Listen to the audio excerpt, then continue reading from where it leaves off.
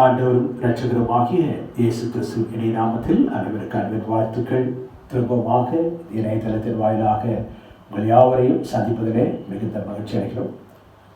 இப்பொழுதும் இந்த ஆராதனைக்கு ஆரம்பமாக நாம் செபித்து இந்த ஆராதனையை நாம் ஆரம்பிப்போம். கண்களை மூடி நாம் செபிக்கலாம்.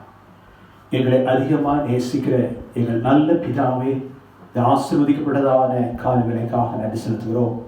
தகப்பனே, இந்த மன மகிழ்ச்சி நாளிலே, கர்த்தருடைய நாளிலே நான் ஒன்று கூடி உடைய சன்னிதானத்தில் வரும்படி நீ கொடுத்த இந்த ஐக்கியத்திற்காக ஸ்தோத்திரம். இந்த நாளிலும் தங்கள் வீடுகளில் இருந்து ஆண்டவரே பல இடங்களில் இருந்து உடைய நாமத்தை மையப்படுத்தும்படியாய், உடைய சத்தத்தை கேட்கும்படியாய், உவை தொழுது கொள்ளும்படியாய், ஆராதிக்கும்படியாய் வந்திருக்கிற தேவ ஜனத்திற்காக நன்றி செலுத்துகிறோம். ஒவ்வொரு பிள்ளைகளையும் ஒவ்வொரு குடும்பங்களையும் தேவரீர் ஆசீர்வதிப்பீராக. இப்பொழுதும் ஆண்டவரே கர்த்தாவே நம்மை ஸ்தோத்திரிக்கிறோம். இந்த ஆராதனை பாடுபடியாய் துதிக்கும்படியாய் இருக்கிற இந்த வேலையில ஆண்டவரே தேவ கனக்கூட இருந்து ஆண்டவரே பாடல் துதி ஆராதனை ஆசீர்வதிக்கும்படியாய் செபிக்கிறோம். கர்த்தருடைய வார்த்தைகளுக்கு ஆசீர்வதித்து கொடுக்கும்படியாய் செபிக்கிறோம். ஆண்டவரை கேட்கிற ஒவ்வொருக்கும் மிகுந்த ஆசீர்வாதமாய் பலனாய் இருக்க கர்த்தர் உதவி செய்வீராக. துவக்க நேரம் முதல் முடிவு நேரம் வரைக்கும் பிரசன்ன எங்களோடு வழிநடத்தும்படியாய் செபிக்கிறோம். எல்லா துதியும் கனமும் மகிமையும் உமக்கே நடக்கிறோம். எல்லா ஆண்டவரும் இரட்சகருமாகிய இயேசு கிறிஸ்துவின் இனிய நாமத்தில் வேண்டுகிறோம் எங்கள் நல்ல பிதாவே. ஆமென், ஆமென். கர்த்தருடைய நாமம் மயப்படுவதாக. இப்பொழுதும் இந்த வேளையில நாம் சில பாடல்களை பாடி கர்த்தரை மயப்படுத்த இருக்கிறோம். பாஸ்டர் ஜோஷுவா சாமி அவர்கள் சிறிது நேரம் நம்மை துதி ஆராதனை நடத்துவார்கள். நாமும் அவரோடு கூட இணைந்து நம்முடைய தேவனாகிய கர்த்தரை ஒருமித்து பாடி துதிக்க ஆயத்தப்படுவோமாக. ஆமென்.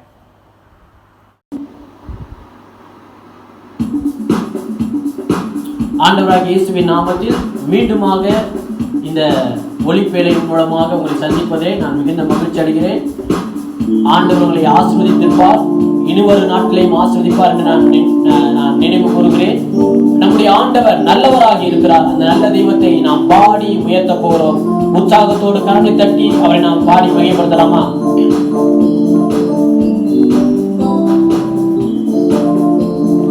நல்லவரே இயேசு தேவா, நன்மையினால் முடிசூட்டி. நல்லவரே இயேசு தேவா, நன்மையினால் முடிசூட்டி. கிருபைகளை பொழிந்திடுவீர், என்றென்றுமாய் நடத்திடுவீர். கிருபைகளை பொழிந்திடுவீர், என்றென்றுமாய் நடத்திடுவீர். நல்லவரே இயேசு தேவா, நன்மையினால் முடிசூட்டி. உம்முடைய பரிசுத்தமா வீட்டின் நன்மையால், உம்முடைய பரிசுத்தமா வீட்டின் நன்மையால் திருப்தியாகியே நிதம் நடத்துமே. திருப்தியாகியே தினம் நடத்துமே. தேவா உம்மை நான் என்றும் துதிப்பேன். நல்லவரே இயேசு தேவா, நன்மையினால் முடிசூட்டி. நல்லவரே இயேசு தேவா, நன்மையினால் முடிசூட்டி. தடுமாறும் வேளையிலும் உம் சித்தம் செய்திட. தடுமாறும் வேளையிலும் சித்தம் செய்திட. பாதை காட்டினீரே, கோடி ஸ்தோத்திரமே. பாதை காட்டினீரே, என்றும் ஸ்தோத்திரமே. தேவா உம்மை நான் என்றும் துதிப்பேன். நல்லவரே இயேசு தேவா, நன்மையினால் முடிசூட்டி. நல்லவரே இயேசு தேவா, நன்மையினால் முடிசூட்டி. இதுவரையும் நடத்தி வந்த உமது நன்மையை, இதுவரையும் நடத்தி வந்த உமது நன்மை நன்மையை என்றும் மறவேனே. நன்றி இயேசுவே, என்றும் மறவேனே. நன்றி இயேசுவே. தேவா உம்மை நான் என்றும் துதிப்பேன் நல்லவரே. இயேசு தேவா நன்மையினால் முடிசூட்டி நல்லவரே. இயேசு தேவா நன்மையினால் முடிசூட்டி. சேராவின்கள் ஓய்வின்றி உம்மை போற்றுதே. பூலோக திருச்சபை எல்லாம் ஓய்வின்றி உம்மை போற்றிதே. கேருபீன் சேராவின்கள் ஓய்வின்றி உம்மை போற்றுதே. பூலோக திருச்சபை எல்லாம் ஓய்வின்றி உம்மை போற்றிடு. நீர் பரிசுத்தர் பரிசுத்தர் பரிசுத்தர் எங்கள் பரலோக ராஜாவே. இந்த வானம் பூமியில் உள்ளோர் யாவும் உங்கள் நாமத்தை உயர்த்தட்டுமே. நீர் பரிசுத்தர் பரிசுத்தர் பரிசுத்தர் எங்கள் பரலோக ராஜாவே. இந்த வானம் பூமியில் உள்ளோர் யாவும் உங்கள் நாமத்தை உயர்த்தட்டுமே. வானம் உமது சிங்காசனம், பூமி உந்தன் பாதப்படி. நாங்கள் உந்தன் தேவ ஆலயம், நீர் தங்கும் தூய ஸ்தலம். வானம் உமது சிங்காசனம், பூமி உந்தன் பாதப்படி. நாங்கள் உந்தன் தேவ ஆலயம், நீர் தங்கும் தூய ஸ்தலம். சகலம் படைத்த என் தேவா, நீ நித்திய சிருஷ்டிகரே. சகலம் படைத்த என் தேவா, நீ நித்திய சிருஷ்டிகரே. நீ பரிசுத்த பரிசுத்த பரிசுத்த எங்கள் பரலோக ராஜாவே. இந்த வானம் பூமியில் உள்ளோர் யாவும் உந்தன் நாமத்தை உயர்த்தட்டுமே. நீர் பரிசுத்தர் பரிசுத்தர் பரிசுத்தர் எங்கள் பரலோக ராஜாவே. இந்த வானம் பூமியில் உள்ளோர் யாவும் உந்தன் நாமத்தை உயர்த்தட்டுமே. பரலோகில் உம்மை அல்லாமல் யாருக்கு தேவனே. பூலோகத்தில் உம்மை தவிர வேறொரு விருப்பமில்லை. பரலோகில் உம்மை அல்லாமல் யாருக்கு தேவனே. பூலோகத்தில் உம்மை தவிர வேறொரு விருப்பமில்லை. என்றும் உம்மோடு வாழ உம்மை எனக்காய் தெரிந்தெடுத்தீ. என்றும் உம்மோடு வாழ எம்மை உமக்காய் தெரிந்தெடுத்தீ. நீர் பரிசுத்த பரிசுத்த பரிசுத்த எங்கள் பரலோக ராஜாவே. இந்த வானம் பூமியில் உள்ளோர் யாவும் உந்தன் நாமத்தை உயர்த்தட்டுமே. எல்லோரும் சேர்ந்து நீர் பரிசுத்த பரிசுத்த பரிசுத்த எங்கள் பரலோக ராஜாவே. இந்த வானம் பூமியில் உள்ளோர் யாவும் உந்தன் நாமத்தை உயர்த்தட்டுமே. கேருபீன் சேராவின்கள் ஓய்வின்றி உம்மை போற்றுதே. பூலோக திருச்சபை எல்லாம் ஓய்வின்றி உம்மை போற்றிடு. கேருபீன் சேராவின்கள் ஓய்வின்றி உம்மை போற்றுதே. பூலோக திருச்சபை எல்லாம் ஓய்வின்றி உம்மை போற்றிடு. கேருபீன்கள் சேராபீன்கள் ஆண்டவரை ஓயாமல் பாடி துதித்துக் கொண்டிருக்கிறார்கள். பிரியமானவர்களே, ஆண்டவர் என்னையும் உங்களையும் எதற்காக படைத்தார் என்று தெரியுமா? வேத வசனத்திலே வாசிக்கிறோம், இந்த ஜனத்தை எனக்கென்று ஏற்படுத்தினேன், இவர்கள் என் துதியை சொல்லி வருவார்கள். இந்த ஜனத்தை எனக்கென்று ஏற்படுத்தினேன், இவர்கள் என் துதியை சொல்லி வருவார்கள். ஆண்டவரை துதியை சொல்லுவதற்கு, ஆண்டவருடைய மகத்துவங்களை சொல்வதற்கு, ஆண்டவருடைய மகிமையான மேன்மையான காரியங்களை சொல்லி வருவதற்கு தேவனால் சிருஷ்டிக்கப்பட்ட தெரிந்து கொள்ளப்பட்ட ஜனம்தான் நாம். அந்த ஆண்டவரை நாம் இப்பொழுது தொடர்ந்து நாம் பாட போகிறோம். அவரை அப்பா பிதாவே என்று அழைக்கத்தக்கதான ஒரு புத்திர சுவிகாரத்தின் ஆவியை நமக்கு தந்திருக்கிறாரே, அது எவ்வளவு பெரிய பாக்கியம், ஸ்லாக்கியம். அதை நினைவு கூர்ந்து ஆண்டவர் கொஞ்ச நேரம் நம்முடைய ஆவியிலே நிறைந்து நாம் துதிக்க போகிறோம். பிதாவே நீரந்தன் தந்தை, இயேசுவே நீரந்தன் இரட்சகர், ஆவியை நித்திர வாழனே அறிவே என் ஆத்துமாவில். பிதாவே நீரந்தன் தந்தை, இயேசுவே நீரந்தன் இரட்சகர், ஆவியை நித்திர வாழனே அறிவே என் ஆத்துமாவில். பிதாவே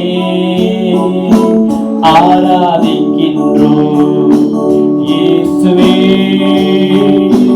ஆர்ப்பரிக்கின்றோம், ஆவியானவரே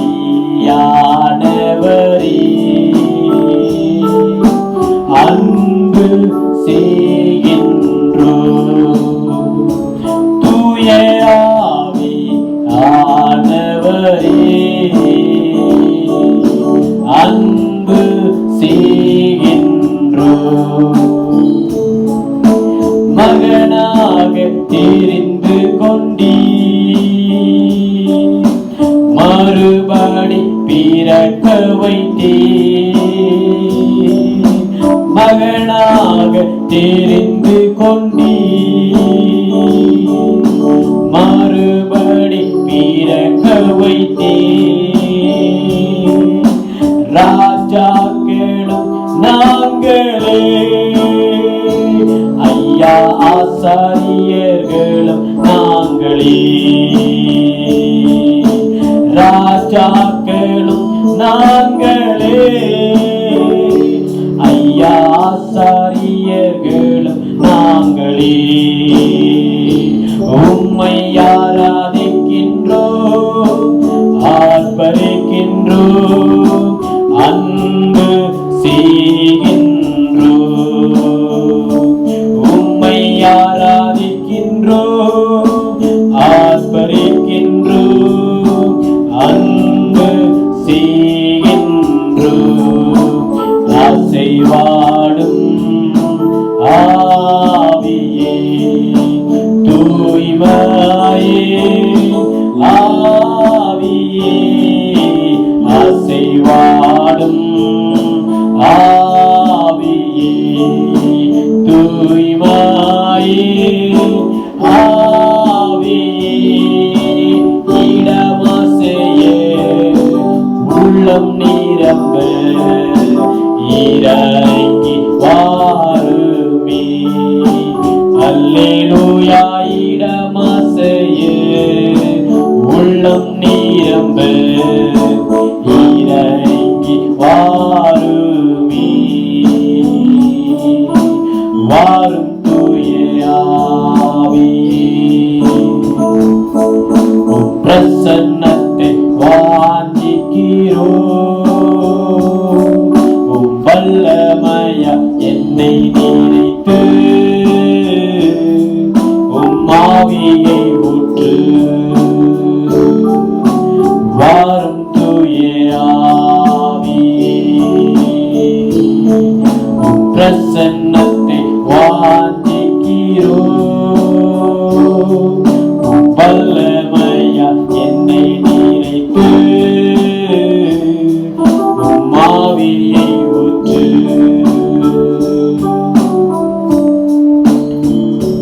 தூய ஆவியே, அன்பின்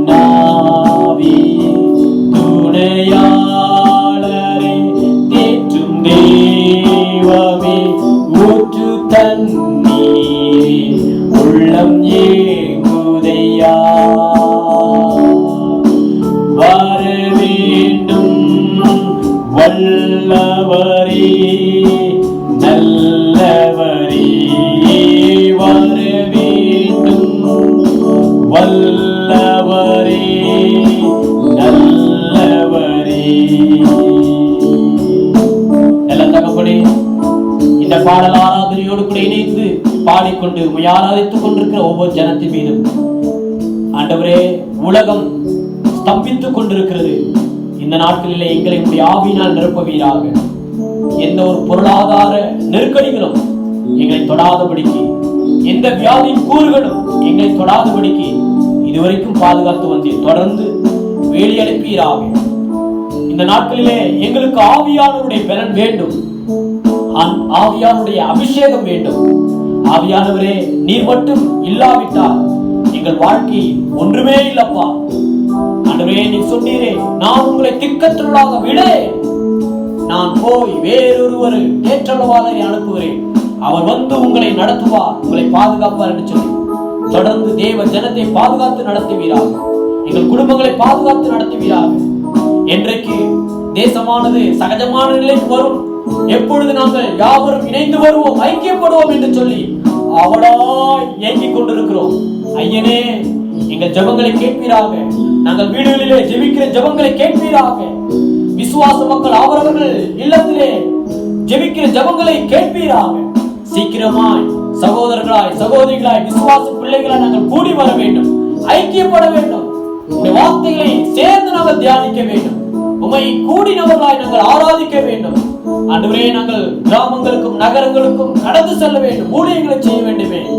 ஐயனே, சீக்கிரமாய் சகஜமான நிலைக்கு கொண்டு வாங்கப்பா.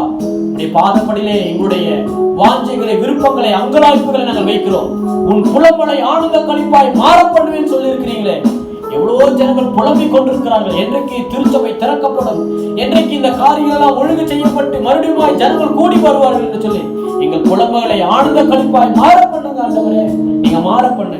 நாங்கள் ஒருமனப்பட்டவர்களாய் ஜெபிக்கிறோம், உடைய கரத்திலே கொடுக்கிறோம். நீர் மகிமைப்படும். இயேசுவின் நாமத்தில் பிதாவே, ஆமென். கர்த்தருக்கு மகிமையுண்டாவதாக. இவ்விதமாய் தேவனை பாடி துதிக்க கர்த்தர் கொடுத்த பெரிதான கிருபைக்காக நாம் ஆண்டவரை ஸ்தோத்திரிப்போம். இப்பொழுது நாம் கர்த்தருடைய வார்த்தையை தியானிக்க முடியாது இருக்கிறோம். கர்த்தருடைய வார்த்தையை தியானிப்பதற்கு நம்முடைய இருதயங்கள் எல்லாம் ஒருமுகப்படுத்தி, நம்முடைய சிந்தைகள் எல்லாம் ஒருமுகப்படுத்தி நாம் ஆயத்தப்படுத்துவோமாக. எசேக்கியேலின் தீர்க்கதரிசன புத்தகம் 38ஆம் அதிகாரம் 7ஆம் வசனத்தை வாசிக்கிறேன். எசேக்கியேலின் தீர்க்கதரிசன புத்தகம் 38ஆம் அதிகாரம் 7ஆம் வசனம். நீ ஆயத்தப்படு, உன்னுடனே கூடின உன் எல்லா கூட்டத்தையும் ஆயத்தப்படுத்து, நீ அவர்களுக்கு காவலாளனாய் இரு. எசேக்கியேல் 38ஆம் அதிகாரம் 7ஆம் வசனம். நீ ஆயத்தப்படு, உன்னுடனே கூடின உன் எல்லா கூட்டத்தையும் ஆயத்தப்படுத்து, நீ அவர்களுக்கு காவலாளனாய் இரு. எசேக்கியேலுக்கு ஆண்டவர் தீர்க்கதரிசனமாய் உரைத்த வார்த்தைகள் இப்பொழுது இந்த காலகட்டத்திலே பரிசுத்த ஆவியானவர் நமக்கு நினைப்பூட்டும்படியாக இருக்கிறார். நீ ஆயத்தப்படு, நீ ஆயத்தப்படு. எதற்காக, எந்த காரியத்திற்காக ஆயத்தப்பட வேண்டும்? ஆமோஸ் எழுதின தீர்க்கதரிசன புத்தகம் 4ஆம் அதிகாரம் 12ஆம் வசனத்தில் விதமாய் எழுதப்பட்டிருக்கிறது. ஆமோஸ் எழுதின தீர்க்கதரிசன புத்தகம் 4ஆம் அதிகாரம் 12ஆம் வசனத்தில், ஆகையால் இஸ்ரவேலே, இந்த பிரகாரமாக உனக்கு செய்வேன். இஸ்ரவேலே, நான் இப்படி உனக்கு செய்ய போகிறபடினால் உன் தேவனை சந்திக்கும்படி ஆயத்தப்படு. ஆமோஸ் 4ஆம் அதிகாரம் 12ஆம் வசனத்துடைய கடைசி பகுதியில், உன் தேவனை சந்திக்கும்படி ஆயத்தப்படு. உன் தேவனை சந்திக்கும்படி நீ ஆயத்தப்படு. நம்முடைய தேவன் ஆகிய கர்த்தர் வரப்போகிறார். அவருடைய வருகையை நாம் எதிர்பார்த்து கொண்டிருக்கிறோம். எனவே இந்த காலகட்டத்தில் நாம் ஆண்டவருடைய வருகைக்கு ஆயத்தப்பட வேண்டியது மிகவும் அவசியமாயிருக்கிறது. அதைத்தான் எசேக்கியேல் தீர்க்கதரிசன புத்தகத்தில் பரிசுத்த ஆவியானவர் தீர்க்க தரிசனமாக எச்சரிக்கையாக சொன்ன வார்த்தை தான், நீ ஆயத்தப்படு, உன் தேவனை சந்திக்கும்படி நீ ஆயத்தப்படு. கர்த்தருடைய வருகை மிகவும் சமயமாயிருக்கிறது. ஆண்டவர் சொன்ன வார்த்தைகள் எல்லாம் நிறைவேறுகிறதினாலே, அவர் சொன்ன அத்தனை அடையாளங்கள் நிறைவேறுகிற காலகட்டத்தில் இருக்கிறோம். மத்தேயு எழுதின சுவிசேஷம் 24ஆம் அதிகாரம் 3ஆம் வசனத்திலே சீஷர்கள் ஆண்டவரிடத்திலே வந்து, உம்முடைய வருகைக்கும் உலகத்தின் முடிவுக்கும் அடையாளம் என்ன, எங்களுக்கு சொல்ல வேண்டும் என்கிறார்கள். மத்தேயு 24ஆம் அதிகாரம் 3ஆம் வசனம். பின்பு அவர் ஒலிவ மலையின் மேல் உட்கார்ந்திருக்கையில் சீஷர்கள் அவரிடத்தில் தனித்து வந்து, இவைகள் எப்பொழுது சம்பவிக்கும், உம்முடைய வருகைக்கும் உலகத்தின் முடிவுக்கும் அடையாளம் என்ன, எங்களுக்கு சொல்ல வேண்டும் என்றார்கள். 4ஆம் வசனம். இயேசு அவர்களுக்கு பிரதியுத்தரமாக, ஒருவனும் உங்களை வஞ்சியாதபடிக்கு எச்சரிக்கையாயிருங்கள். ஏனெனில் அநேகர் வந்து என் நாமத்தை தரித்துக் கொண்டு நானே கிறிஸ்து என்று சொல்லி அநேகரை வஞ்சிப்பார்கள். யுத்தங்களின் செய்திகளையும் கேள்விப்படுவீர்கள். கலங்காதபடிக்கு எச்சரிக்கையாயிருங்கள். இவைகளெல்லாம் சம்பவிக்க வேண்டியதே, ஆனாலும் முடிவு உடனே வராது. ஜனத்துக்கு விரோதமாய் ஜனமும் ராஜ்யத்துக்கு விரோதமாய் ராஜ்யமும் எழும்பும். பஞ்சங்களும் கொள்ளை நோய்களும் பூமி எதிர்ச்சிகளும் பல இடங்களில் உண்டாகும். இவைகளெல்லாம் வேதனைக்கு ஆரம்பம். ஆண்டவரிடத்திலே சீஷர்கள் தனித்து வந்து ஒரு நல்ல அருமையான ஒரு கேள்வியை கேட்கிறார்கள். 3ஆம் வசனத்திலே, மத்தேயு 24:3, உம்முடைய வருகைக்கும் உலகத்தின் முடிவுக்கும் அடையாளம் என்ன, எங்களுக்கு சொல்ல வேண்டும் என்று சொல்லும்போதுதான் ஆண்டவர் அடையாளமாக இந்த உலகத்தின் முடிவு எப்படி இருக்கும், அவருடைய வருகை நாட்களிலே அதுக்கு முன்பாக என்ன நடைபெறும் என்பதை ஆண்டவர் அவர்களுக்கு தீர்க்க தரிசனமாக எச்சரிப்பாக சில அடையாளங்களை கொடுத்தார். யுத்தங்களின் செய்திகளையும் கேள்விப்படுவீர்கள். இப்பொழுது நாம் வாழ்ந்து கொண்டிருக்கிற காலகட்டத்திலே அநேக தேசங்களிலே யுத்தங்கள் நடந்து கொண்டிருக்கிறது. யுத்தம் ஆரம்பிக்கப்படுவதற்கான முயற்சிகளை சில தேசங்கள் செய்து கொண்டிருக்கிறார்கள். யுத்தங்களின் செய்திகளையும் நாம் கேள்விப்பட்டுக் கொண்டிருக்கிறோம். மாத்திரமல்ல, ஜனத்துக்கு விரோதமாக ஜனமும் ராஜ்யத்துக்கு விரோதமாக ராஜ்யமும் எழும்பும். ஜனத்துக்கு விரோதமாக ஜனம், ராஜ்யத்துக்கு விரோதமாக ராஜ்யம். பஞ்சங்கள், கொள்ளை நோய்கள், பூமி எதிர்ச்சிகள் பல இடங்களில் உண்டாகும் என்று ஆண்டவர் சொன்னார்.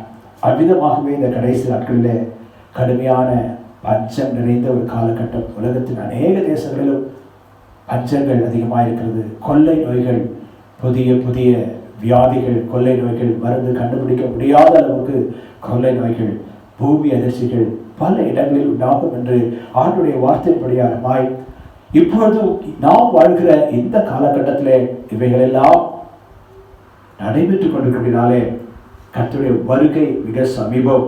இந்த உலகத்தின் முடிவு வந்துவிட்டது என்று அறிந்துதான் அன்றைக்கு ஆண்டவராகிய கர்த்தருடைய வேதம் நீ ஆயத்தப்படு என்று சொல்லப்பட்டிருக்கிறது. மாத்திரமல்ல, மத்தேயு 24ஆம் அதிகாரம் 44ஆம் வசனத்திலும், மத்தேயு 24ஆம் அதிகாரம் 44ஆம் வசனத்திலும், நீங்கள் நினையாத நாழிகையிலே மனுஷகுமாரன் வருவார், ஆதலால் நீங்களும் ஆயத்தமாயிருங்கள் என்று ஆண்டவர் இங்கே இந்த உலகத்தின் முடிவிலே ஆண்டுடைய வருகையிலே அதற்கு முன்பாக என்ன நடைபெறும் என்பதெல்லாம் தெளிவாய் சொன்ன பிற்பாடு சொல்கிற ஒரு வார்த்தை தான் இது. மத்தேயு 24:44, நீங்கள் நினையாத நாழிகையிலே மனுஷகுமாரன் வருவார், ஆதலால் நீங்களும் ஆயத்தமாய் இருங்கள். மாத்திரமல்ல, இதே வார்த்தையை லூக்கா 12ஆம் அதிகாரம் 40ஆம் வசனத்தில் கூட விதமாக எழுதப்பட்டிருக்கிறது. லூக்கா 12ஆம் அதிகாரம் 40ஆம் வசனம், அந்தபடியே நீங்கள் நினையாத நேரத்தில் மனுஷகுமாரன் வருவார், ஆகையால் நீங்களும் ஆயத்தமாய் இருங்கள். லூக்கா 12:40, அந்தபடியே நீங்கள் நினையாத நேரத்தில் மனுஷகுமாரன் வருவார், ஆகையால் நீங்களும் ஆயத்தமாய் இருங்கள். ஆயத்தமாய் இருங்கள். கர்த்தரை சந்திப்பதற்கு, தேவனை சந்திப்பதற்கு நாம் ஆயத்தமாக இருக்க வேண்டும். ஆயத்தம் எந்தெந்த காரியங்களே ஆயத்தமாக இருக்க வேண்டும். தெசலோனிக்கேயர் நிருபத்திலே நாம் வாசிக்கிறோம். 1 தெசலோனிக்கேயர் 5ஆம் அதிகாரம் 6ஆம் வசனத்திலிருந்து 8ஆம் வசனம் வரைக்கும் நான் வாசிக்கிறேன். 1 தெசலோனிக்கேயர் 5ஆம் அதிகாரம் 6ஆம் வசனத்திலிருந்து 8ஆம் வசனம் வரைக்கும் வாசிக்கிறேன். ஆகையால் மற்றவர்கள் தூங்குகிறது போல நாம் தூங்காமல் விழித்துக் கொண்டு தெளிந்தவர்களாய் இருக்க கடவோம். தூங்குகிறவர்கள் ராத்திரியிலே தூங்குவார்கள், வெறி கொள்ளுகிறவர்கள் ராத்திரியிலே வெறி கொள்வார்கள். பகலுக்குரியவர்களாகி நாமோ தெளிந்தவர்களாய் இருந்து விசுவாசம், அன்பு என்னும் மார்க்கவசத்தையும் ரட்சிப்பின் நம்பிக்கை என்னும் தலைச்சீராவையும் தரித்துக் கொண்டிருக்க கடவோம். ஆகையால் மற்றவர்கள் தூங்குகிறது போல நாம் தூங்காமல் விழித்துக் கொண்டு தெளிந்தவர்களாய் இருக்க வேண்டும். தூங்குகிறவர்கள் ராத்திரியிலே தூங்குவார்கள், வெறி கொள்கிறவர்கள் ராத்திரியிலே வெறி கொள்வார்கள். பகலுக்குரிய நாமோ தெளிந்தவர்களாய் இருந்து விசுவாசம், அன்பு என்னும் மார்க்கவசத்தை விசுவாசம், அன்பு என்னும் மார்க்கவசத்தை அணிந்தவர்களாக ரட்சிப்பின் நம்பிக்கை என்னும் தலைச்சீராவை தரித்துக் கொண்டு நாம் ஆயத்தமாக இருக்க வேண்டும். அவருடைய வருகை அவர் நாம் நினையாத நேரத்தில் வரும்படியாக இருக்கிறார். ஆனால் அவர் உரைத்த அத்தனை அடையாளங்களும் தீர்க்க தரிசனங்களும் இப்பொழுது நிறைவேறிக் கொண்டிருக்கிற ஒரு காலகட்டத்தில் நாம் வாழ்ந்து கொண்டிருக்கிறதுனாலே தேவனுடைய பிள்ளைகளாய் நாம் முதலாவதாக ஆயத்தப்பட வேண்டும். நம்முடைய தேவனை சந்திப்பதற்கு மனுஷகுமாரன் நம் நினையாத நாடிகளை வர இருக்கிறதுனாலே மனுஷகுமாரனை, தேவகுமாரனை, நம்முடைய தேவனை சந்திப்பதற்கு நாம் ஆயத்தமாக, விழிப்பாக, கவனமாக, எச்சரிக்கையாக அவரோடுக்குள்ள உறவிலே நாம் கவனமாக இருந்து அதிகமாய் தேவனை சார்ந்து வேதம் சொல்லுகிறது.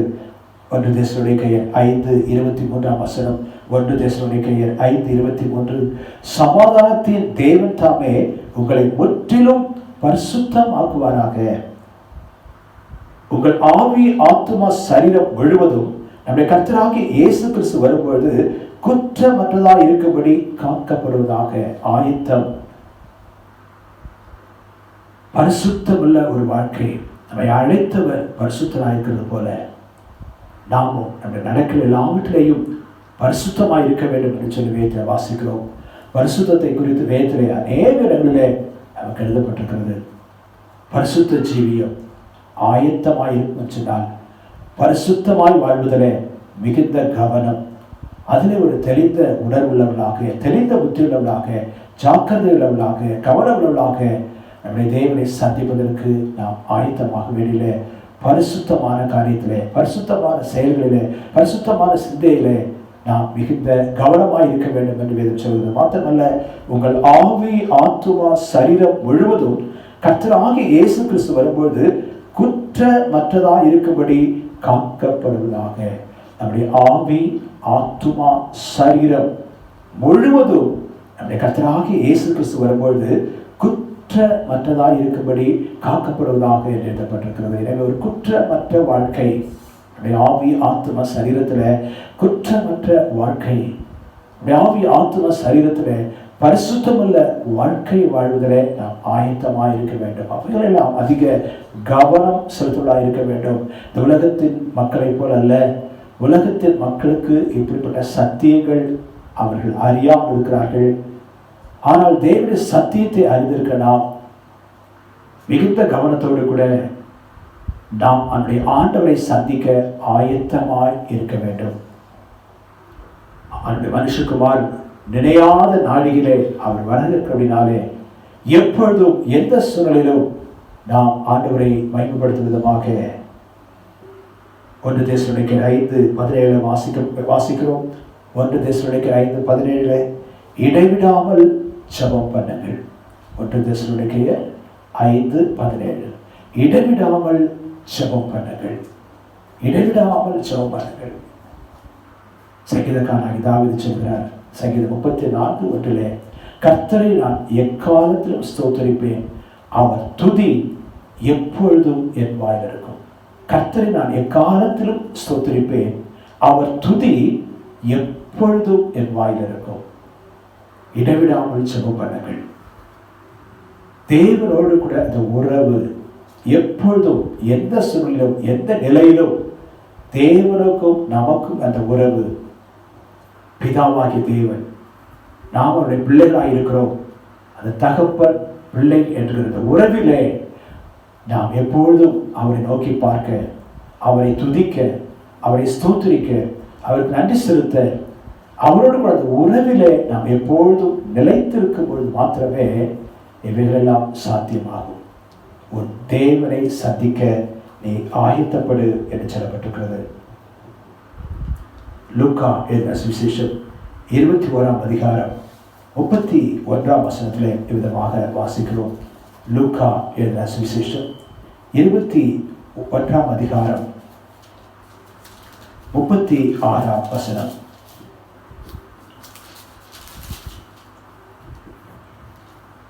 ஆகையால் இனி சம்பவிக்க போகிற இவைகளுக்கெல்லாம் நீங்கள் தப்பி மனுஷகுமாரன் முன்பாக நிற்க பாத்திரவர்களாய் எண்ணப்படுவதற்கு எப்பொழுதும் ஜெபம் பண்ணி விழித்திருங்கள். ஆண்டவரும் ரட்சகருமாகிய இயேசு சொன்ன காரியம் லூக்கா 21:36. ஆகையால் இனி சம்பவிக்க போகிற இவைகளுக்கெல்லாம் நீங்கள் தப்பி மனுஷகுமாரனுக்கு முன்பாக நிற்க பாத்திரவர்களாய் எண்ணப்படுவதற்கு எப்பொழுதும் ஜெபம் பண்ணி விழித்திருங்கள் சொல்லி எழுதப்பட்டிருக்கிறது. தேவனுடைய பிள்ளையே, உன் தேவனை சந்திக்க நீ ஆயத்தப்படு. நாம் ஆயத்தமாயிருக்க வேண்டும்.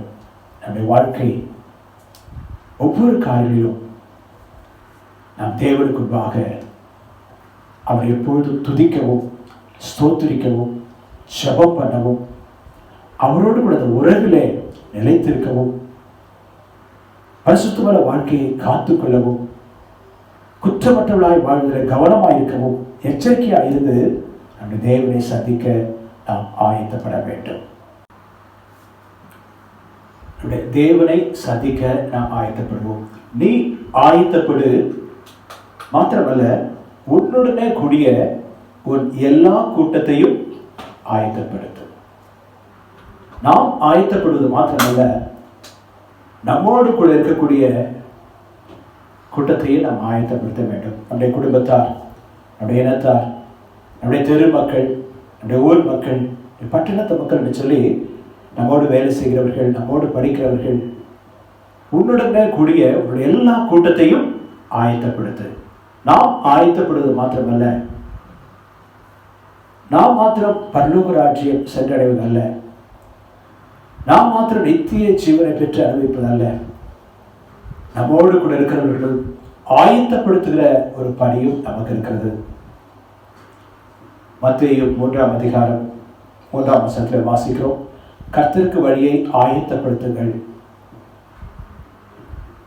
அவருக்கு பாதையை செவ்வாய் பண்ணுங்கள் என்று வனாந்திரத்திலே கூப்பிடக்கூடிய சத்தம் உண்டு என்று ஏசாயா தீர்க்கதரிசினால் சொல்லப்பட்டவன் இவனே. யோவான் ஸ்நானனை குறித்து சொல்லப்படுகிறது. கர்த்தருக்கு வழி ஆயத்தப்படுத்துகிறவன். கர்த்தருக்கு வழி ஆயத்தப்படுத்துகிற முதல் வார்த்தையே மத்தேயு 3:2 வாசிக்கிறோம், மனம் திரும்புங்கள், பரலோக ராஜ்யம் சமீபத்திற்கிறது என்று பிரசங்கம் பண்ணினார்.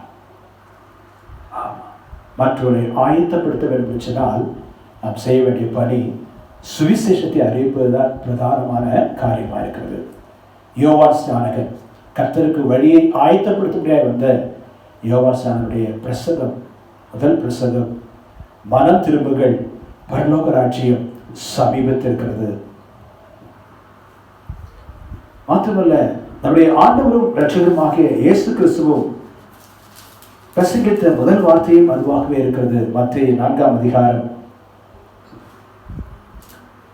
17ஆம் வசனத்திலே இவ்விதமாக எழுதப்பட்டிருக்கிறது. மத்தேயு 4:17 அது முதல் இயேசு மனம் திரும்புங்கள், பரலோக ராஜ்யம் சமீபத்திருக்கிறது என்று பிரசங்கிக்க தொடங்கினார். யோவான் ஸ்நானனுடைய முதல் பிரசங்கம் அதுதான். வழியை ஆயத்தம் பண்ணும்படி, கர்த்தருக்கு வழியை ஆயத்தம் பண்ணும்படி வந்து ஊழிய செய்ய வந்த யோவான் ஸ்நானனுடைய பிரசங்கம், நம்முடைய ஆண்டவரும் இரட்சகருமாகிய இயேசு கிறிஸ்து இந்த உலகத்தில் வந்தபொழுது அவர் பேசின முதல் வார்த்தையை வந்து இதுதான், மனம் திரும்புங்கள், பரலோக ராஜ்யம் சமீபத்திருக்கிறது. தேவனுடைய பிள்ளையே, நாம் ஆயத்தப்படுவது மாத்திரமல்ல, நம்மோடு கூடிய கூட்டத்தை நாம் ஆயத்தப்படுத்த வேண்டும். நம்முடைய குடும்பத்தார், நம்முடைய இனத்தார், நம்முடைய ஜனத்தார், நம்மோடு வேலை செய்கிறவர்கள், நம்மோடு படிக்கிறவர்கள், நம்ம சுற்றி இருக்கிற மக்களுக்கு சுவிசேஷத்தை அறிவிக்க வேண்டும், அவர்களை ஆயத்தப்படுத்த வேண்டும். சுவிசேஷத்தை அறிவித்து அவர்களையும் கர்த்தருடைய வருகைக்கு ஆயத்தப்படுத்த வேண்டியது நம்முடைய கடமையாக இருக்கிறது. எனவே நம்முடைய சிந்தையிலே அதுவே நமக்கு பாரமாக, நம்ம சுற்றில் இருக்கிற மக்கள், நம்முடைய குடும்பத்தார், நம்முடைய இனத்தார், நம்மோடு வேலை செய்கிறவர்கள், நம்மோடு படிக்கிறவர்கள், நம்ம சுற்றில் இருக்கிற ஏராளமான மக்கள் நம்மோடு கூட இருக்கிறார்கள். எனவே நாம் ஆயத்தப்படுவது மாத்திரமல்ல, நம்மோடு கூடிய எல்லா கூட்டத்தையும் ஆயத்தப்படுத்துவதில் அப்படிப்பட்ட சிந்தை உள்ளவர்களாய், கவனம் உள்ளவர்களாய், எச்சரிக்கை உள்ளவர்களாய், விழிப்புள்ளவர்களாய் நாம் காணப்பட வேண்டும். அப்போஸ்தலனாகிய பவுல் தீமோத்தேயுக்கு எழுதும் பொழுது 2 தீமோத்தேயு புத்தகம் 4ஆம் அதிகாரம் 2ஆம் வசனத்தில், 2 தீமோத்தேயு 4ஆம் அதிகாரம் 2ஆம் வசனம், சமயம் வாய்த்தாலும் வாய்க்காவிட்டாலும் ஜாக்கிரதையாய் திருவசனத்தை பிரசங்கம் பண்ண. சமயம் வாய்த்தாலும் வாய்க்காவிட்டாலும் ஜாக்கிரதையாய் திருவசனத்தை பிரசங்கம் பண்ண. நமக்கு சமயம் கிடைக்கிறதோ சமயம் கிடைக்காமல் போகிறதோ, எந்த சூழலிலும் மற்றவர்களுக்கு கர்த்தருடைய வார்த்தையை, சுவிசேஷத்தை சொல்வதிலே நாம் ஜாக்கிரதையாக இருக்க வேண்டும். நம்ம அறிந்தவர்களாக இருக்கிறோம். கர்த்தருடைய வருகை மிக சமீபம். அவர் உரைத்த அத்தனை அடையாளங்களும், அவர் உரைத்த அத்தனை தீர்க்க தரிசனங்களும், அவர் சொன்ன அத்தனை வார்த்தைகளும் ஒரு எழுத்து பெறலாமல் மாறாமல் நிறைவேறிக் கொண்டிருக்கிற காலகட்டத்தில் நாம் வாழ்ந்து கொண்டிருக்கிறோம். எனவே தேவனுடைய பிள்ளைகளாக, கிறிஸ்தவர்களாகி நமக்கு நன்கு தெரியும், கர்த்தருடைய வருகை மிக சமீபம் என்பதை நாம் அறிந்திருக்கிறோம், உணர்ந்திருக்கிறோம், புரிந்து கொண்டிருக்கிறோம். எனவே நாம் நம்முடைய தேவனை சந்திக்க ஆயத்தப்படுவது மாத்திரமல்ல, நம்மோடு கூட கூட்டத்தை ஆயத்தப்படுத்துவதில் கவனமாயிருக்க வேண்டும். வேதம் அப்படித்தான் சொல்கிறது. மார்க்கு எழுதின சுவிசேஷம் 16ஆம் அதிகாரம் 15ஆம் வசனம். மார்க்கு 16ஆம் அதிகாரம் 15ஆம் வசனம். பின்பு அவர் அவர்களை நோக்கி, நீங்கள் உலகெங்கும் போய் சர்வ சிருஷ்டிக்கும் சுவிசேஷத்தை பிரசங்கியுங்கள். ஆண்டவராகிய இயேசுவுடைய கட்டளை, நீங்கள் உலகெங்கும் போய் சர்வ சிருஷ்டிக்கும் சுவிசேஷத்தை பிரசங்கியுங்கள். ஒருவேளை நம்மால் உலகமெங்கும் போக முடியாவிட்டாலும் நம்ம சுற்றிலும் ஏராளமான மக்கள் இருக்கிறார்கள். எனவே தேவனுடைய பிள்ளையை தர்மையான காலங்களில் நமக்குள்ள இருக்கிற ஆத்தும ஒரு பாரம் நமக்குள்ளே காணப்படட்டும். நம்மை சுற்றி ஏராளமான மக்கள் அழிந்து கொண்டிருக்கிறார்கள், இருளில் இருக்கிறார்கள், அந்தகாரத்தில் இருக்கிறார்கள். வழி எது என்று தெரியாதபடி அவருடைய மனக்கட்டில் மூடப்பட்டிருக்கிறது. சத்தியத்தை அறிவிக்கும் போதுதான் சத்தியம் அவர்களை விடுதலையாக்கும். எனவே தேவனுடைய சத்தியத்தை, சுவிசேஷத்தை நாம் அறிவிக்கும் பொழுது நிச்சயமாகவே விடுதலை உண்டு. கர்த்தருடைய வார்த்தை வல்லமை உள்ளது, சுவிசேஷம் வல்லமை உள்ளதாக இருக்கிறது. எனவே தேவனுடைய பிள்ளையே, நாம் ஆயத்தப்படுவது மாத்திரமல்ல, ஒரு கூட்டச்சனத்தை ஆயத்தப்படுத்துவதற்கும் நாம் சுவிசேஷத்தை அறிவிக்கிறவர்களாக, தேவனுடைய நாமத்தை மகிமைப்படுத்துவதாக வாழ்வதற்கு ஆண்டவர் நமக்கு உதவி செய்வாராக. நம்முடைய தேசத்தில் வாழ்ந்த அருமையான அப்போஸ்தலனாகிய சாது சுந்தர் சிங் அவர்கள் தன்னுடைய புத்தகத்தில் எழுதும்போது இவ்விதமாக ஒரு இடத்தில் எழுதியிருக்கிறார். நாசியில் சுவாசம் இருக்கும்பொழுது மட்டும்தான் இந்த பாக்கியமான சுவிசேஷ ஊழியத்தை செய்ய முடியும். மரித்து மௌனமான பின்பு இந்த பாக்கியம் நமக்கு கிடைப்பதில்லை.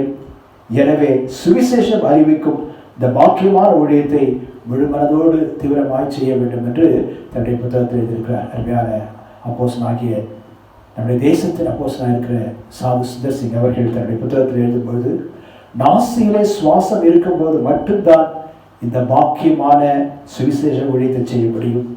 மரித்து மௌனமான பின்பு இந்த பாக்கியம் நமக்கு கிடைப்பதில்லை. எனவே இந்த வாய்ப்பை, இந்த தருணத்தை, காலத்தை நாம் பிரயோஜனப்படுத்திக் கொண்டு சுவிசேஷத்தை அறிவிப்பதிலே நாம் தீவிரமாக இருக்க வேண்டும். தேவனுடைய பிள்ளையே, நீ ஆயத்தப்படு. ஒரு தேவனை சந்திக்க நீ ஆயத்தப்படு. நீ ஆயத்தப்படுவது மாத்திரமல்ல, உன்னோடு கூடிய கூட்டத்தை ஆயத்தப்படுத்தாய். நம்முடைய இனத்தார், ஜனத்தார், நம்முடைய நண்பர்கள், நம்முடைய உறவினர்கள், நம்மோடு வேலை செய்கிறவர்கள் எல்லாருக்கும் சத்தியத்தை, சுவிசேஷத்தை சொல்லி ஆயத்தப்படுத்துகிற பணியிலே தீவிரமாய் செயல்படுவோம். தொடர்ந்து கர்த்தருக்கு மகிமையாய் வாழ ஒப்புக் கொடுப்போம். நீ ஆயத்தப்படு. உன்னுடனே கூடிய கூட்டத்தை ஆயத்தப்படுத்து. நீ ஆயத்தப்படு. உன்னுடனே கூடிய ஒரு கூட்டத்தை ஆயத்தப்படுத்து. பார்த்தவல்ல, நீ அவர்களுக்கு காவலாளனாய் இரு என்று எழுதப்பட்ட நாம் வாசிக்கிறோம். நீ ஆயத்தப்படு. உன்னுடனே கூடிய கூட்டத்தை ஆயத்தப்படுத்து. மாத்திரமல்ல, நீ அவர்களுக்கு காவலாளனாயிரு. நாம் அவர்களுக்கு உத்தரவாதிகளாக, ஆவிக்குரிய வாழ்க்கையில் அவர்களுக்கு ஒரு ஆவிக்குரிய பாதுகாப்பு என்கிற ஒரு உணர்வுள்ளவர்களாக, நாம் காவலாளிகள் என்கிற அந்த உணர்வு நமக்குள்ளே எப்பொழுது இருக்க வேண்டும். ஆதியாகமத்தின் புத்தகம் 4ஆம் அதிகாரம் 8-9 வசனங்களை வாசிக்கிறேன். ஆதியாகமத்தின் புத்தகம் 4ஆம் அதிகாரம் 8-9 வசனங்கள். காயின் தன் சகோதரனாகிய ஆபேலிடம் பேசினார். அவர்கள் வயல்வெளியில் இருக்கும் சமயத்தில் காயின் தன் சகோதரனாகிய ஆபேலுக்கு விரோதமாய் எழும்பி அவனை கொலை செய்தார். கர்த்தர் காயினை நோக்கி, உன் சகோதரனாகிய ஆபேல் எங்கே என்றார். அதற்கு அவன், நான் அறியேன், என் சகோதரனுக்கு நான் காவலாளியோ என்றார். காயின் ஆபேல் மேல் வைத்த எரிச்சல் நிமித்தமாக, கோபத்தின் நிமித்தமாக அவன் மேல் அவன் பகை கொண்டவனாக அவனை கொலை செய்யும் அளவுக்கு காரியங்கள் செய்கிறார். இருப்பினும் ஆண்டவர் அவனை நோக்கி, உன் சகோதரனாகிய ஆபேல் எங்கே என்றார். அதற்கு, நான் அறியேன், என் சகோதரனுக்கு நான் காவலாளியோ என்றார். தேவனுடைய பிள்ளையே, நாம் காவலாளிகள் தான். நம்முடைய சகோதரர்களுக்கு, மற்ற தேவனுடைய பிள்ளைகளுக்கு நாம் காவலாளிகள். அவருடைய ஆத்துமாவுக்கு நாம் உத்தரவாதம் உள்ளவர்களாக இருக்கும்படியாகத்தான் நாம் அழைக்கப்பட்டிருக்கிறோம். எசேக்கியேலின் தீர்க்கதரிசன புத்தகம் 3ஆம் அதிகாரம் 17ஆம் வசனத்தை வாசிக்கிறேன். எசேக்கியேலின் தீர்க்கதரிசன புத்தகம் 3ஆம் அதிகாரம் 17ஆம் வசனம். மனுபுத்திரனே, உன்னை இஸ்ரவேல் வம்சத்தாருக்கு காவலாளனாக வைத்தேன். நீ என் வாயினாலே வார்த்தையை கேட்டு என் நாமத்தினாலே அவர்களை எச்சரிப்பாயாக. எசேக்கியேல் 3ஆம் அதிகாரம் 17ஆம் வசனம். மனுபுத்திரனே, உன்னை இஸ்ரவேல் வம்சத்தாருக்கு காவலாளனாக வைத்தேன் என்று அவர் சொல்கிறார். தேவனுடைய பிள்ளையே, நாம் காவலாளனாக இருக்கும்படி தான் அழைக்கப்பட்டிருக்கிறோம். நாம் ஆண்டவரை சந்திக்க ஆயத்தப்படுவது மாத்திரமல்ல, நம்மோடு கூடிய கூட்டத்தை ஆயத்தப்படுத்துவதாய் மாத்திரமல்ல, அவர்களுக்கு காவலாளனாக இருக்கும்படியாகவும் நாம் அழைக்கப்பட்டிருக்கிறோம். அந்த உத்தரவாதம் நமக்கு கொடுக்கப்பட்டிருக்கிறது. எனவே அதை உணர்ந்தவர்களாக நாம் ஜாக்கிரதையோடு கூட நம்முடைய சக தேவனுடைய பிள்ளைகள், விசுவாசிகள், அவர்களை குறித்துதான ஒரு கரிசனை நமக்குள்ள இருக்க வேண்டும். ஒருவேளை அவள் ஆவிக்குரிய வாழ்க்கையில் விசுவாசத்தில் குறைவுள்ளவர்களாய் சில காரியங்களில் தவறுகள் செய்யும்போது, பிழைகள் செய்யும்பொழுது, ஆவிக்குரிய வாழ்க்கையில் தடுமாறும் பொழுது, நாம் தான் அவர்களுக்கு காவலாளி உணர்ந்து அவர்களுக்கு வேண்டிய ஆலோசனைகளை கொடுத்து அவர்கள் சரியான சத்தியத்தில் நடத்தி அவர்களுக்கு வேண்டிய காரியங்களிலே நாம் ஆவிக்குரிய உதவி செய்து உற்சாகப்படுத்தி தேவனுடைய நடத்துவதிலே நாம் மிகுந்த கவனமாய் காவலாளனாய் இருக்கும்படி அழைக்கப்பட்டிருக்கும் என்பதை நாம் ஒருபோதும் மறந்து போகக்கூடாது. எனவே யார் எப்படி போனாலும் பரவாயில்லை, நானும் என் குடும்பமும் மாத்திரம் என்பது அந்த சுயநலமாய் மாத்திரமல்ல, நானும் ஆயத்தப்பட வேண்டும், என்னுடைய கூட்டத்தையும் ஆயத்தப்படுத்த வேண்டும். நான் அவர்களுக்கு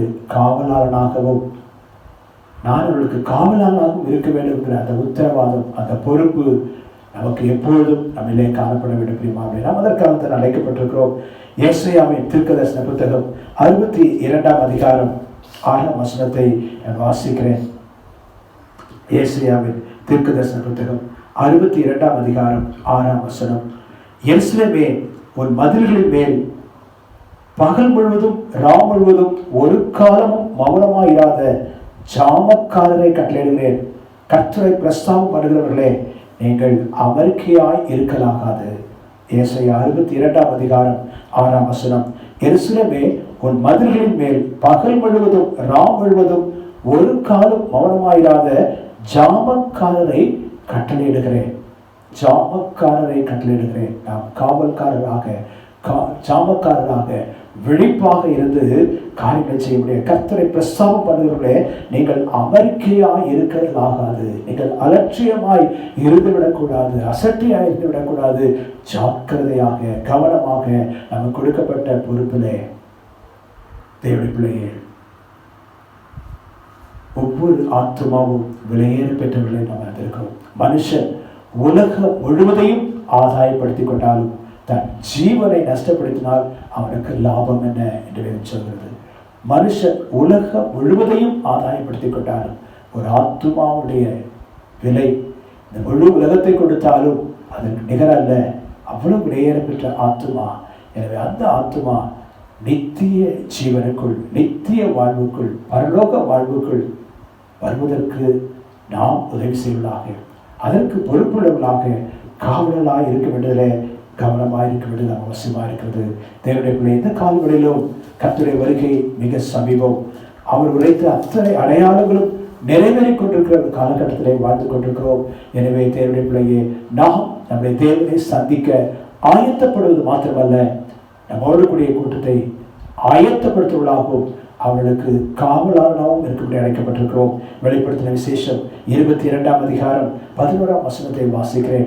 வெளிப்படுத்தின விசேஷம் 22ஆம் அதிகாரம் 11ஆம் வசனம். அநியாயம் செய்கிறவன் இன்னும் அநியாயம் செய்யட்டும், அசுத்தமாய் இருக்கிறவன் இன்னும் அசுத்தமாய் இருக்கட்டும், நீதி உள்ளவன் இன்னும் நீதி செய்யட்டும், பரிசுத்தம் உள்ளவன் இன்னும் பரிசுத்தமாகட்டும். வெளிப்படுத்தின விசேஷம் 28:11 வாசிக்கிறோம். அநியாயம் செய்கிறவன் இன்னும் அநியாயம் செய்யட்டும், அசுத்தமாய் இருக்கிறவன் இன்னும் அசுத்தமாய் இருக்கட்டும், நீதியுள்ளவன் இன்னும் நீதி செய்யட்டும், பரிசுத்தம் உள்ளவன் இன்னும் பரிசுத்தமாகட்டும். தேவனுடைய பிள்ளையே, தேவனை சந்திக்க ஆயத்தப்படவும், உன்னோடு குடிப்படத்தை ஆயத்தப்படுத்தவும் அவர்களுக்கு காவலாக அவர்களுக்கு அழைக்கப்பட்டிருக்கிறோம். இப்படி அழைப்பை உணர்ந்து நாம் ஆயத்தப்படுவோம், நம்மோடு கூடிய கூட்டத்தை ஆயத்தப்படுத்துவோம். அவர்களுக்கு காவலாக இருந்து கர்த்தருடைய வருகையிலே சந்திப்பதற்கு நாம் ஆயத்தமாய், கவனமாய், விழிப்பாய், எச்சரிக்கையாக இருப்போம். கர்த்தருடைய வார்த்தைகளை ஆசீர்வதிப்பாராக. கண்களை மூடி நாம் ஜெபிப்போம். எங்களை அதிகமாக நேசிக்கிற நல்ல பிதாவே, ஆசீர்வதிக்கப்பட்டதான காலங்களுக்காய் ஸ்தோத்திரிக்கிறோம். இந்த காலங்களிலும் நீர் எங்களுக்கு கொடுத்த வார்த்தைகளுக்காய் துதிக்கிறோம். நீ ஆயத்தப்படு, உன்னோடு கூடிய கூட்டத்தை ஆயத்தப்படுத்து, நீ அவர்களுக்கு காவலாளனாய் இரு என்று சொல்லியிருக்கிறீங்களப்பா. அழைப்பை ஆண்டவரே நாங்கள் ஏற்றுக்கொண்டவர்களாக, நாங்கள் ஆயத்தமாயிருக்கும்படியாக எப்பொழுதும் ஜெபம் பண்ணி விழித்திருந்து ஆண்டவரே எங்கள் ஆவி ஆத்துமா சரீரம் குற்றமற்றதாக காக்கப்படுவதில் மிகுந்த தேவனாகிய கர்த்தர் பரிசுத்தமாக இருக்கிறது போல நாங்களும் பரிசுத்தவர்களாக இருந்து, எங்கள் தேவனாகிய கர்த்தர் நீதியுள்ளவராக இருக்கிறது போல நாங்களும் நீதியுள்ளவராக இருக்க, எங்கள் தேவனாகிய கர்த்தர் உண்மையுள்ளவராக இருக்கிறது போல நாங்களும் எல்லாருக்கும் உண்மையுள்ளவராக இருக்க, எங்கள் தேவனாகிய கர்த்தர் அன்புள்ளவராக இருக்கிறது போல நாங்களும் அன்புள்ளவராக இருக்க, சந்திக்க நாங்கள் ஆயத்தமாக இருக்க எங்களுக்கு உதவி செய்யும்.